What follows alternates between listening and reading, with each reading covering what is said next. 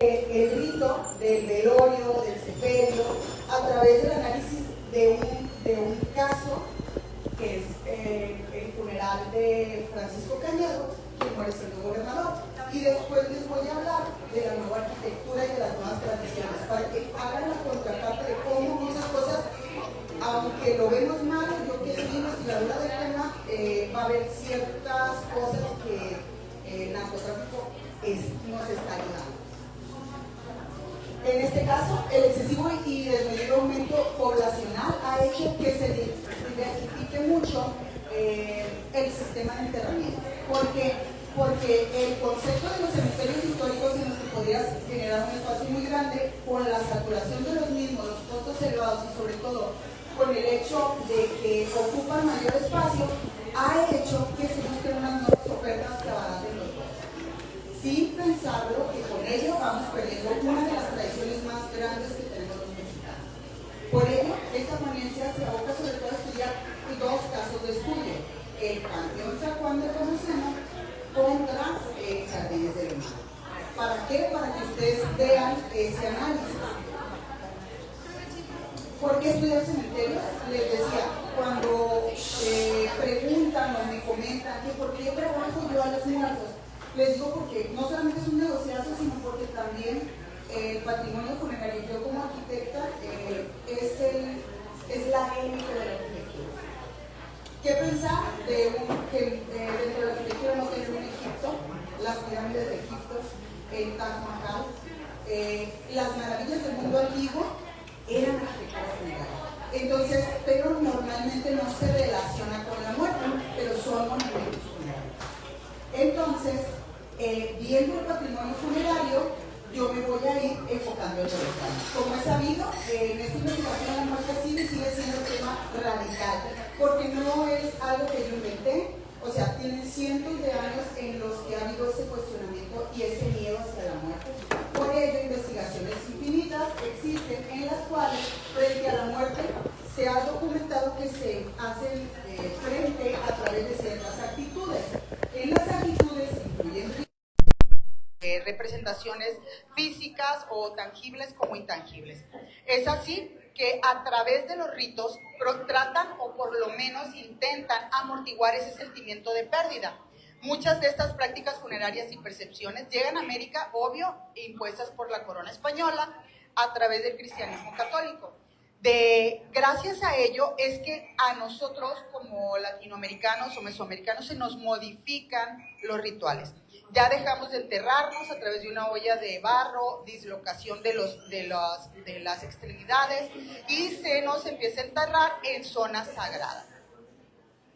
El Día de Muertos, quizás no lo han magnificado, pero el Día de Muertos para el mexicano es la fecha más conmemorativa y más grande, aunque no lo percibimos. Si nosotros hacemos una contraparte, después del Día de las Madres es el Día de Muertos, el día más conmemorado para toda la sociedad mexicana.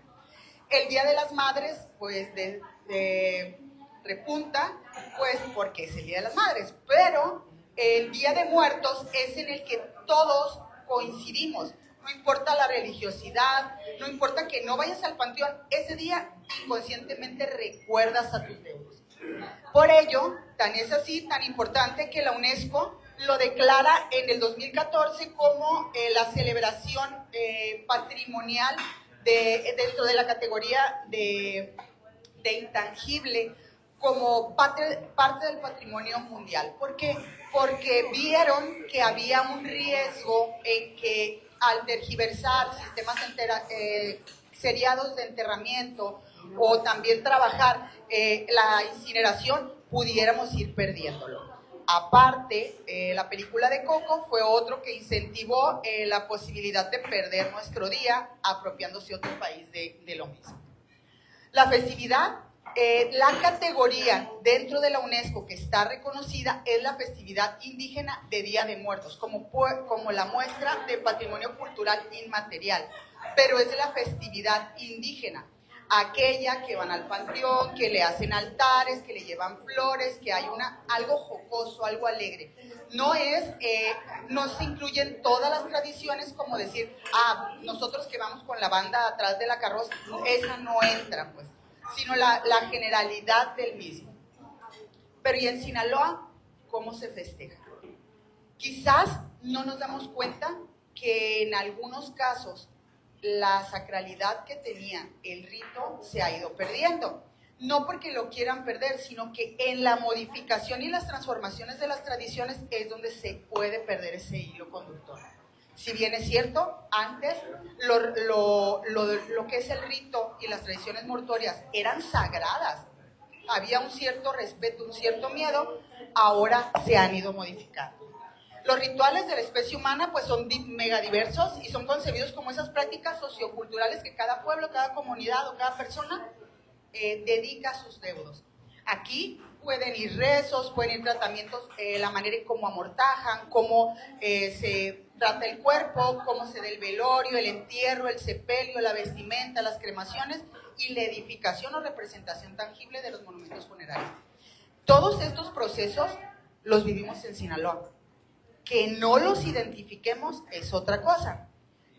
Pero todas son un conjunto de elaboraciones que nos preparan al enfrentar la muerte.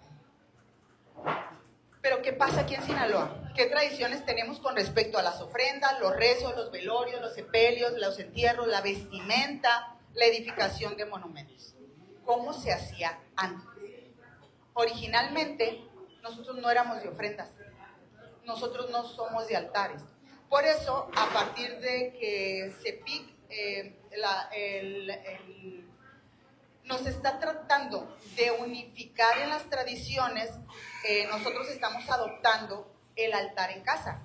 Pero si ustedes analizan, en Culiacán no sentimos el altar, porque nosotros somos más de ir a visitar el panteón, ir a limpiar la tumba, comprar las veladoras, conseguirnos las gladiolas, los pompones o los claveles. Nosotros, el cempasúchil no existe aquí. Tampoco las rosas, somos de las coronas de papel. Entonces, el hecho de que nosotros estemos, vemos en los camellones el cempasúchil, ni siquiera lo sentimos, lo compramos por colorido o por mero requisito. Pero no porque nosotros lo sintamos, es a lo que yo voy. Entonces, mi intención de este tipo de charlas es esa, que no tratemos de adoptar, tratemos de entender que esto es un proceso, pero no es nuestro. Al contrario, debemos de reivindicar lo que sí lo es. De las ofrendas, aquí yo les pongo una velación de aquí de Sinaloa, de un arzobispo, quien muere aquí. Le ponen sus mejores ropas, lo rodean de flores, está en su cama, tiene zapatos, cosa que se supone no debe de tener. Entonces hay un conjunto de elementos que esa foto descubre. ¿Qué sí tenemos nosotros? Ir al panteón, llenar de veladoras. O sea, ¿por qué? Porque es la cercanía de esa luz infinita hacia ellos.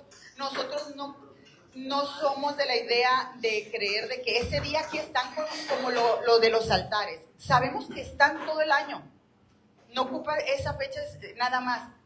Sino que nosotros vamos al panteón, limpiamos, porque es un compromiso de que la tumba esté presentable para ellos y para nosotros a la visita. Ese día guisamos comida que a ellos les gustaba, los recordamos, a veces les digo yo a mis hijos, a ver, ¿qué te acuerdas tú de tu abuelo? O ¿qué extrañas más de tu abuela? O sea, son detalles que son el momento de recordar, porque recordar es volver a vivir y mantenerlos vivos. De las ofrendas, actualmente nosotros pues ya estamos yéndonos por el altar, más por imposición que por decisión propia, pues. De los ritos, a nosotros antes íbamos niños desde chiquitos a los velorios, ahora no, es de que no, el niño que no vaya al panteón, no, el niño que no vaya al funeral. Y resulta que yo que me dedico a ello, la investigación ha descubierto que antes de ayudar estamos negando un proceso y esos niños en lugar de ayudarlos los están afectando. porque no los hacen convivir como nosotros lo hicimos todos siempre. Entonces, al haber esa negación, les genera un shock, no solo cultural, sino también psicológico a los niños. ¿Qué hacíamos? Convivíamos, los niños sabían que se moría la gente, que ya no la iban a ver. Mucho metiche se asomaba y veía que al muerto que ni lo conocía, pero era algo de ese acercamiento hacia la muerte. Y ahora ya no. El duelo, pues, claro que se sentía, pero era mucho más respetuoso. El rito funerario, con respecto a ello, los más conocidos en México y en Sinaloa, pues como les dije, son impuestos por la corona española y responden a las características católicas. Dentro del rito funerario generalmente se establecía los requisitos o qué era lo que tú querías dentro de un testamento. Pero como no todo el mundo tenía acceso a un testamento, pues esto solo la élite podía acceder a la petición. Dentro de los testamentos que me ha tocado a mí analizar, algunos contienen el lugar donde van a ser enterrados, el tipo de mortaja, los requerimientos acompañados, o sea, si querían ser generosos, con 300 misas, o sea, una por año o una por día, y cuando en ello también incluían las obras pías, o sea, las caridades que iban a dar, los legados, las herencias y las mandas. Los ricos muchas veces eran ricos de abolengo nada más y solían dejarle a sus conocidos y familiares, por ejemplo, tú vas a pagar las 300 misas, usted va a pagar las obras pías y ni sabías hasta el momento en que fallecía. O sea, no tenía dinero, pero quería alcanzar el cielo, entonces dejaba a toda la familia súper fregada, incluida, pero para gastos, no para herencias. Entonces, la intención de ello, de dejarlo establecido, era que todo el proceso de su muerte ya llevara un rito como él lo quería que se viviera. Desde las paradas, por ejemplo, antes se acostumbraba mucho que te velaban en una funeraria, pero decías tú, quiero que me lleves a mi casa, que me pongas afuera de donde yo trabajaba, y eran paradas. Entonces, esas paradas antes eran, por ejemplo, en la esquina de Catedral, no sé, en el mercadito, si le gustaba comer un menudo, o sea, esas paradas las incluían. Ya con la ilustración estas se modifican, ¿para qué? Pues para agilizar y para que supuestamente las medidas sanitarias sean cumplidas. Pero el rito mortuorio, ¿cómo empezar? Al momento de morir, lo primero, aquí yo voy a estar mezclando lo de los ricos con los pobres porque era lo mismo, solo voy a diferenciar en algunos elementos. El rito mortuorio daba inicio con el aviso de la muerte. Ahí ya fuera a través de un vecino metichón que avisaba a toda la comunidad, porque estamos hablando de que Culiacán en el siglo XIX y la primera mitad del siglo XX no había WhatsApp, no había celular ni nada. Entonces, normalmente se avisaba de casa en casa, iba un gritón, iba diciendo, murió la Guaki, la van a velar más al rato en su casa. Entonces, la gente se enteraba de esa manera, los pobres. O por los sucesos toques de campanas. Las campanas de las iglesias, la comunidad reconocía los repiques. O sea, cuántas campanadas hay y se entendían ese lenguaje. Hoy no, puede estar desbaratándose la campana y no tenemos ni idea. Es más, a veces ya ni la escuchamos. Yo trabajo ahí cerca del santuario y ya ni la escucho. Entonces, ¿qué avisaba? Pues se anunciaba una muerte. Y daba lugar entonces a los preparativos. Los preparativos transformaban el tiempo y el espacio de la familia del fallecido. ¿Por qué? Porque en primer lugar, en el tiempo común, en un lugar de convivencia como lo es aquí, se volvía en una sala velatoria. Las actividades normales del hogar giraban ya en torno al cadáver. Quien era expuesto en algún espacio, en una mesa, casi siempre eran tablones, con hielo en la parte de abajo, y todo se adornaba en representación o respeto hacia el fallecido. Los espacios eran adornados con flores, con un olor místico a esas flores de muerto, a café, a una olla de tamales. Pero, dependiendo de la situación, también se cubrían los muebles. Por ejemplo, los espejos estaban totalmente tapados porque se creía que podía ingresar algún espíritu no muy deseado, muy deseado. Después del aviso y de la transformación espacial, se daba el arreglo del cadáver para ser velado. ¿Cómo se arreglaba? Bueno, pues se vestía con sus mejores vestimentas y se cambiaba la ropa casi de inmediato, se le amortajaban, se le rellenaban con algodón y aceites las cavidades para que no despidiera olores ni líquidos. El cuerpo era tratado de esa manera, de manera inmediata para evitar la rigidez. Luego de ser amortajado, los cuerpos eran vestidos dependiendo de la edad, el sexo y el nivel económico que representaban. Por ejemplo, a las mujeres, si eran señoritas, no sabían si eran, pero pues decían que eran señoritas, las representaban en blanco. A los varones solteros se les ponía una hoja de palma en señal de virginidad. Las manos eran entrelazadas sobre el pecho y entre sus manos se colocaba un rosario. A los niños, obvio, eran con algún ropón claro o blanco, o en su caso de tipo de tela de manta, o sea, un beige. Pero lo que no podía faltar era el típico pañuelo amarrado en la quijada para evitar que la boca, o sea, se abriera y quedara rígida, porque ya después era imposible regresar a ello. A mí me tocó ver a mi abuela, no me dejará mentir, y a nuestras tías, como con el pañuelo, o sea, porque acaba de morir y antes de que se le soltara la quijada, pues le amarraban un pañuelo. Entonces, son cosas pues que los jóvenes ya no lo saben porque la funeraria se encarga de ello. El cuerpo era velado en sus hogares, no había funerarias, las funerarias llegan aquí en la segunda mitad del siglo XX. Esto en el calor íntimo del hogar, en el abrazo caluroso de la familia, de quienes realmente sentían esa pérdida. El cadáver era ataviado, pues les digo, sobre una mesa, en ataúd o no, dependiendo pues el nivel. Hay quienes nada más en un simple petate. Las flores eran hechas con papel china o crepé, más con crepé, que es el que se estira. Y los jardines, ahora creen muchas personas de que no, pues la rosa, el botón de rosa es el que se ponía a los muertos. Jamás, imagínense cuántas personas tenían rosales, no había florerías. Entonces ni modo que le dieran baje a las casonas, o sea, con las flores de la mamá. Entonces esto se va modificando.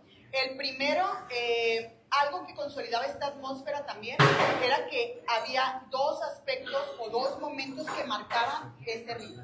El primero era tomar la foto grupal, porque se acostumbraba que todos los que estaban con el fallecido, por lo menos la familia más inmediata, se tomara una foto con el fallecido. Si no estaban toda la familia, o sea, se esperaba, porque muchos de estos fallecidos era la única foto que iban a tener. Entonces, antes los fotoestudios no eran para todos, o sea, era solamente para una élite. Entonces, al momento de morir, era el momento en que sí se ganaban las fotos. El segundo momento relevante durante el velorio era el rezo del rosario, el cual se alquilaban las plañideras o rezanderas, cosa que es un oficio que realmente es uno de los oficios tradicionales que se está perdiendo. Aquí todas las mujeres deberían de asistir y con una mantilla que se cubría las cabezas a las damas de ese tiempo. Ahí yo les puse unas fotos. Vuelvo a poner esta porque el individuo al fenecer era arreglado para su velorio, ya fuera amortajado para vestirlo, y el ataúd constaba en un ataúd no como lo vemos ahorita, más cuadrangular y ovalado en la parte de arriba.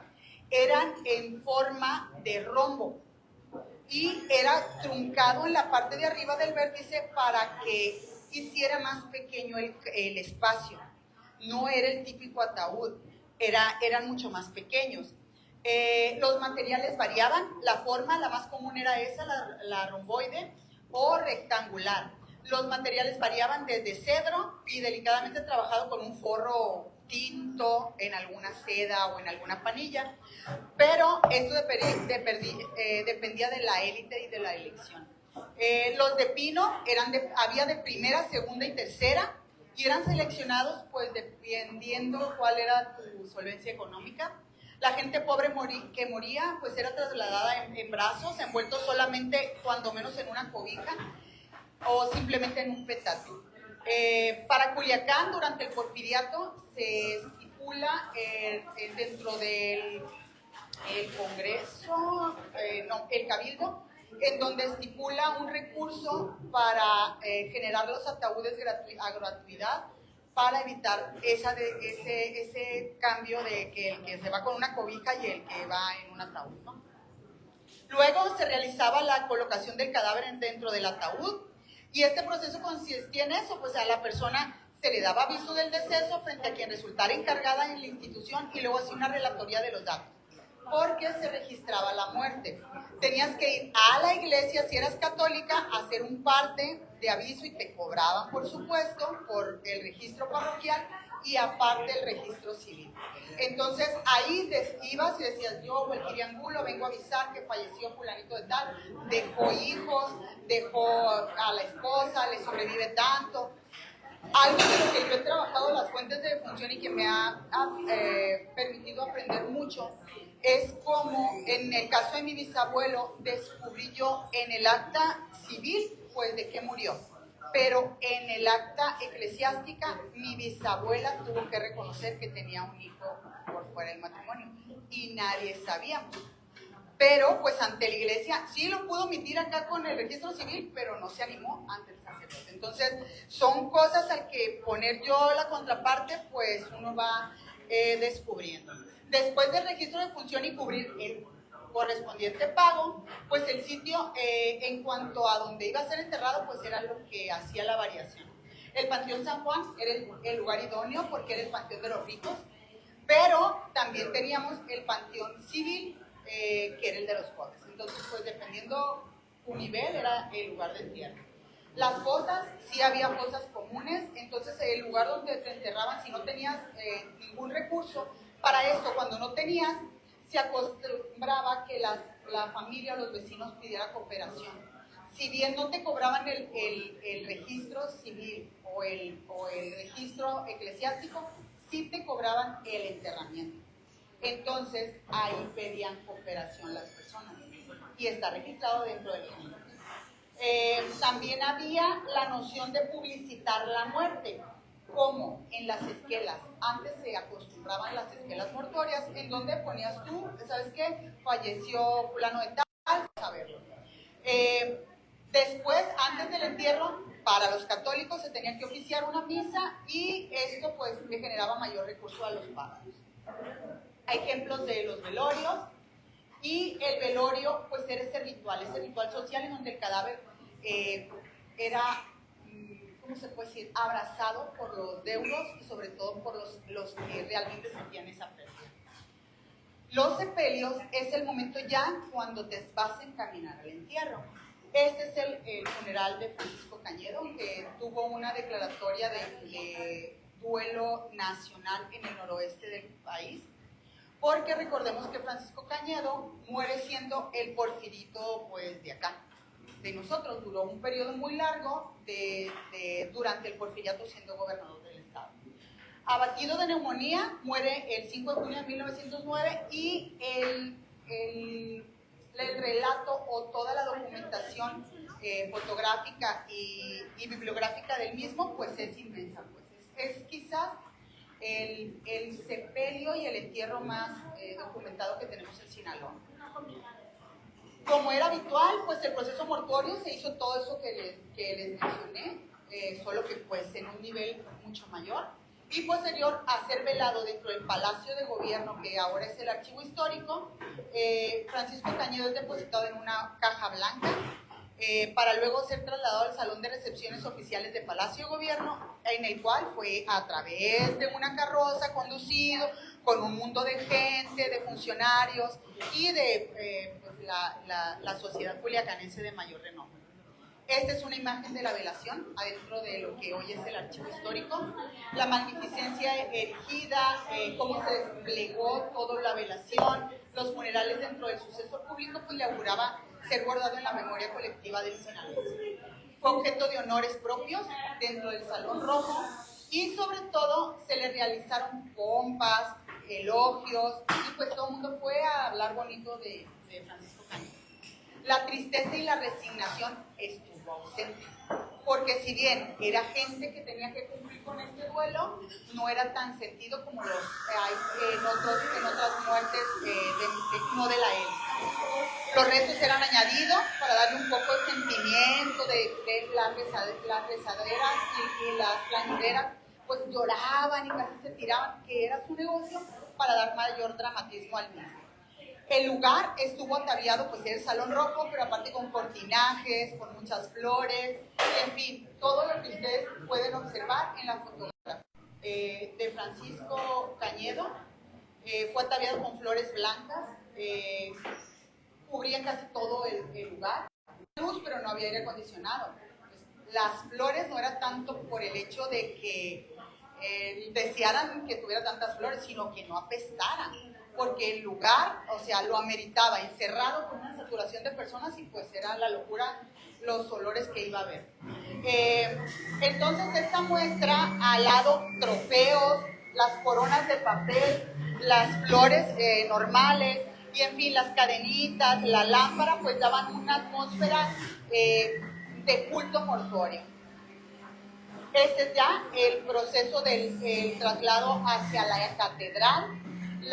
El acta de defunción de registro civil evidencia mucho la ausencia o la separación que él tenía con respecto a la iglesia, porque es muy fría. Mencionan que muere sin los santos óleos y sin ni una comunicación directa con la iglesia, y es muy fría. Mientras que en el del registro civil, o sea, dura 3 cuartillas describiendo la grandeza del fallecido. A la salida de la misa, ya de cuerpo presente, una multitud, o sea, horrible, esperaba el traslado del cadáver de Cañedo. Adelante era encabezado por una carroza fúnebre, seguida de todos los deudos, primero los familiares y los políticos de primer nivel, y así secundaban exteriormente. Las personas humildes, obvio, se nota en la vestimenta, ropa de manta, también estaban invitados, pero recordemos que en el periodo de Cañedo hubo muchos conflictos sociales por el mundo de fallecidos que hubo, y entonces este espectáculo para ellos era, aparte de estar presentes, era de que era un gane para ellos, porque se habían librado de Francisco Cañedo. Entierros. ¿Qué pasa con el entierro? Ahí está el enterramiento de Cañedo dentro del Panteón San Juan. El terreno mortuorio era otro gasto más en el cual pues no todos tenían para ser enterrados. Las fuentes gráficas de este suceso descubren que no solo se contaba no tenía un monumento familiar Francisco cuando muere. Entonces se le entierra casi a la entrada, en lo que hoy es un sarcófago. Pero algo que la verdad la fotografía descubre es que nosotros teníamos nichos de pared, que es lo común que se tenía en los entierros en el siglo XIX. Y cuando él fallece, ¿cómo va a estar? Porque los entierros de nicho eran gratuitos, eran las cosas comunes. Entonces, cuando a él lo entierran, después se tumban eso. No iba a estar él con los pobres pegados. Pero, dime cómo mueres y te diré quién eres, dice Octavio Paz.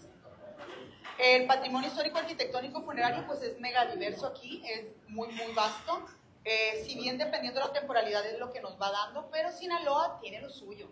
Los monumentos, según Jacques Legault, dice que están relacionados con la voluntad o la capacidad que tengan los vivos de perpetuar un testimonio de una sociedad o de un fallecido. Para la arquitectura, pues eso tiene la finalidad pues de representar o buscar esa aceptación emocional, sobre todo en la muerte, para garantizar que quede ese testimonio de una vida. Los cementerios en Sinaloa, por sí mismos, son registros vivos y abiertos de un acontecer local, temporal y cultural. Pero, si bien los cementerios pueden ser tratados como una ciudad de los muertos, también pueden ser tratados como un libro, en lo cual cada uno de sus espacios pues, son secciones y estos serían los signos que son dignos de ser leídos en su escritura. En todo el territorio sinaloense, tanto desde el sur en Escuinapa como hasta el norte en el Fuerte, los cementerios iban fundándose pues en función del asentamiento. Conforme mayor era la comunidad, pues entonces se le generaba un cementerio, si no iban y al pueblo seguido o subsecuente es en donde se le enterraba. Normalmente se enterraba dentro de los campos santos o los predios de la iglesia, entre los cuales dentro del atrio, si tenías mucho dinero, podían ser enterrados ahí. Después de tantas epidemias, al fin de prever la ventilación adecuada y sobre todo de evitar las futuras epidemias o enfermedades transmisibles, se deja de enterrar en los espacios sagrados. Y es así que la población empieza a enterrar en los cementerios civiles o en los cementerios católicos, que en el estado de Sinaloa muchos de los primeros cementerios eran totalmente católicos. No obstante, hubo un sector de la población que no accedió ni a camposantos ni a cementerios. Ellos, ya fuera por razones de fe o ausencia de fe, o por la extrema pobreza, pues se enterraban donde se podía. Y se los demuestro gracias a la carta escrita en 1828, escrita en Mazatlán, que menciona que le tocó ver unos cuerpos y los arrojaban a la orilla del mar. Y ahí andaban fluctuando, o sea, nadando, pues, los cadáveres de muchos muertos, porque no nada más él, sino muchos. En todo lo que es el estado podemos encontrar ello. En la parte de arriba, este es el panteón de Sinaloa de Leyva, y les voy a decir ciertos rasgos distintivos. El del Rosario, Sinaloa de Leyva, Nío en Pueblo Viejo, Badiraguato, el panteón particular del Fuerte, y este es el de Pueblo Viejo, en Guasave. Para Mazatlán, el Ángela Peralta es el que es más conocido, pero no es el más antiguo. Ahorita es el más antiguo, pero no era el primero. Es conocido porque está Ángela Peralta, a pesar de que su monumento funerario no pasa para nada, es desapercibido, la verdad no tiene nada que ver. Originalmente era el panteón municipal. Se encontraba el más viejo estaba en las afueras del centro y pues se saturó y pues se perdió, quedó cerca del mismo recinto, pero quedó ya en un asentamiento habitacional. Para 1860 se funda el segundo panteón municipal, que es el Ángela Peralta, y se le denominó hace poco con ese nombre. En el sur también tenemos el Panteón del Rosario, el cual, gracias a que estuve trabajando hace un año, logré tumbar, que no se llama el Panteón Español, no se llama Panteón Español, se llamaba originalmente el Panteón de San José, pero pues en la tradición se le conoce como el Panteón Español. Todavía está en uso, no venden predios, pero todavía se puede enterrar los familiares de los que tienen propiedades ahí. Lo hermoso de este panteón es la planta octagonal, que está directamente relacionada con el simbolismo y la fe, en sus 8 lados y en lo que es la simetría del recinto, pues descubre un diseño funerario muy, muy sobrepasado para ese tiempo. Esta es la portada. Este es el panteón más viejo de Sinaloa. Data de 1830 y no ha sido removido de su espacio original. En el Fuerte, yo aquí les pongo 2 cementerios, lo que es el cementerio municipal y el particular. Esto es de la familia Orrantia, y los cuales tenían su propio panteón dentro de su casa. Ellos, aquí se alcanzan a ver algunas capillas, podían enterrar en ese tiempo en su sitio. Estos son otros de los monumentos, pero ya dentro del recinto municipal. Este es el de Sinaloa de Leyva, que como dato así distinguible, les puedo decir que cuenta con un monumento funerario por fuera, y la finalidad de ello es, de acuerdo a las actas, mencionan que se trata de que no lo dejaron enterrarse adentro porque muere de una epidemia y no quería que infectara a los fallecidos. Entonces le enterraron por fuera. Esto es para que vean que el sinaloense siempre fue como medio cerrado, o sea, no es que ahorita vamos a echarle la culpa todo al narcotráfico, a la violencia. Siempre el sinaloense tuvo mucho de ello, pues de lo que ya somos. Entonces, se los demuestro en lo que pasaba en 1800, pues. En Guasave está el de Pueblo Viejo, que es un espacio hermoso, pero está súper deteriorado. Y qué decir el de Nío, que fue devastado por el crecimiento del río. Badiraguato, este es el panteón. Ahorita, ya después de pandemia, estas fotos aéreas y algunas que mi hermano me hizo el favor de tomarme, pues no están documentando lo que es post-COVID, porque ahorita ya no hay manera de caminarlo, de lo saturado que está. Tiene nichos de pared y tiene monumentos de tipo encofrado que no se dan en el resto de Sinaloa. Esta es la lectura que les decía, en la cual dice que tengo noticia cierta de cuántos mueren en ese puerto, sin facultad ni permiso alguno. Los sepultan en la playa, contra todo derecho y con perjuicio a los derechos parroquiales y de la fábrica, o sea, del cobro. En esta virtud suplico a usted, en lo sucesivo me sirva impedir se entierren los cuerpos en el paraje que se ha señalado y disponer que se traigan a este pueblo para darle sepultura como se debe de hacer con todo cristiano, Dios y libertad. Todo en la bronca era el cobro, pues. Pero ¿qué pasa? Llego a los dos panteones, San Juan Nepomuceno, que es el histórico, y el contemporáneo y mediático, porque es el más conocido por lo que representa o a quienes creen que representa, que es Jardines del Umayo.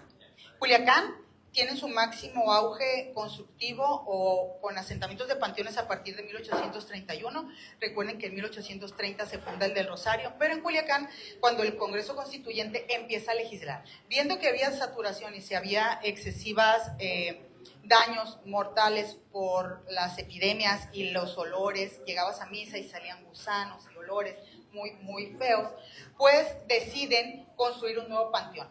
300 años dicen las crónicas que duró el panteón más viejo y se ubicó por Aguilar Barraza y lo que es la Álvaro Obregón actualmente, donde nosotros ahora conocemos como una colchonera. Ahí todo ese sector era el cementerio viejo. Ahorita ya pues es común que cuando algunas de las personas que ahí viven traten de hacer algo de cimentación o modificar algo, encuentren pues cadáveres en sus predios. Este es un plano en el cual dice que pues esta era la parroquia, tenía un panteón, pero no es que hubiera un panteón enfrente. Este plano es muy común que lo usen, pero es un plano dibujado de acuerdo a lo que entendió de una crónica. No es fidedigno, porque lo que se ha documentado menciona que estaba mucho más alejado. El Panteón San Juan Nepomuceno, que yo lo menciono como el caso 1, ¿qué representa? Bueno, pues aquí en Culiacán representa esa modernidad de ya no enterrar dentro de la iglesia. Se funda en el año de 1844, el 13 de mayo, bajo el auspicio católico.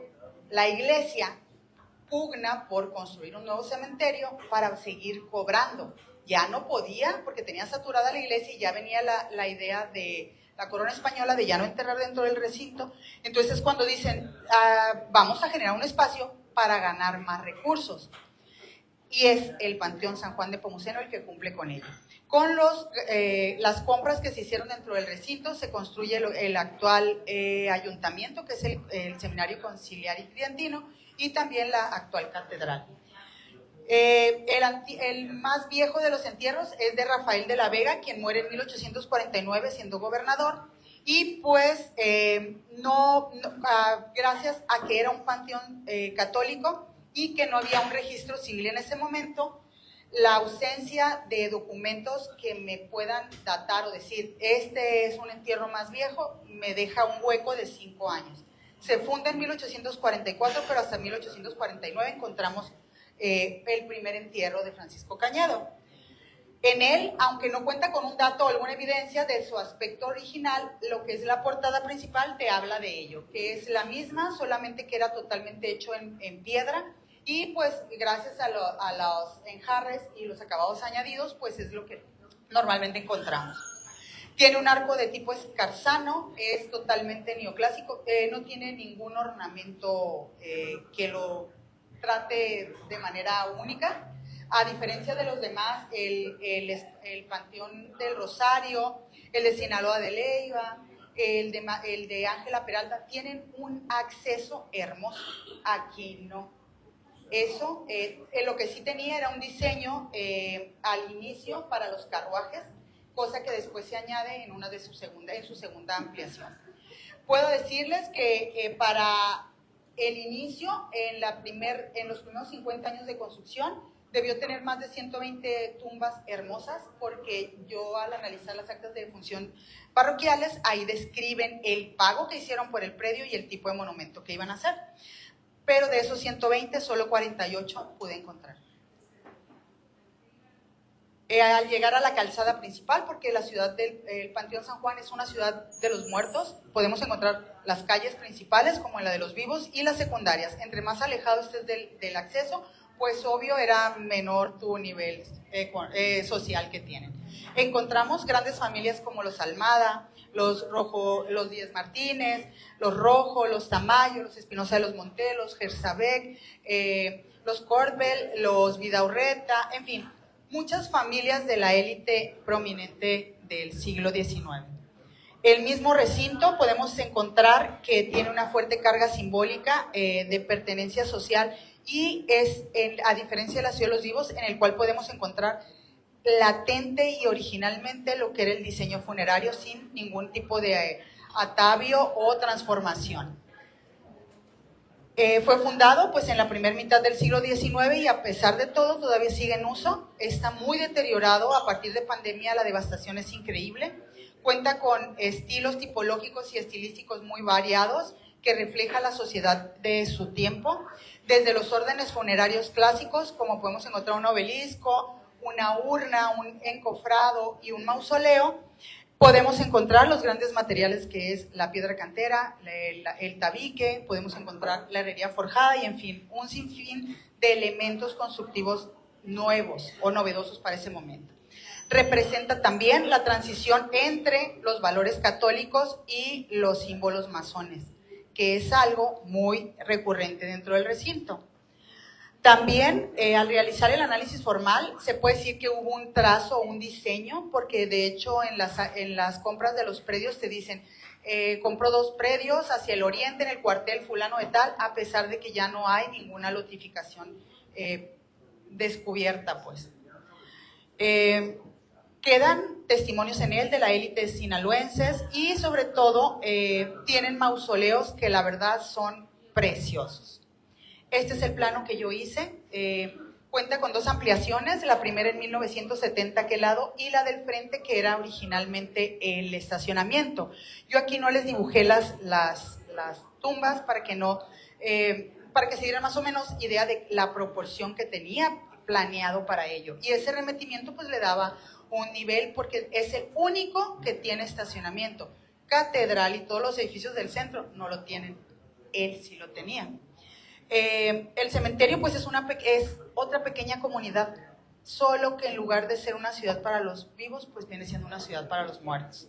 Entonces, podemos encontrar un diseño arquitectónico en él. La tipología y el diseño de las tumbas, el periodo más grande es obvio, el periodo previo al porfiriato y durante el porfiriato hasta 1911, y representa ese cambio del paradigma, de la modernidad, de la inclusión, de la separación de iglesia y Estado, de lo religioso hacia lo privado, donde ya no estás enterrado en la iglesia, sino ya en una manera aislada, en donde garantizaba sobre todo lo estético, lo público y lo sano. La sanidad era lo que más peleaban en el periodo del porfiriato.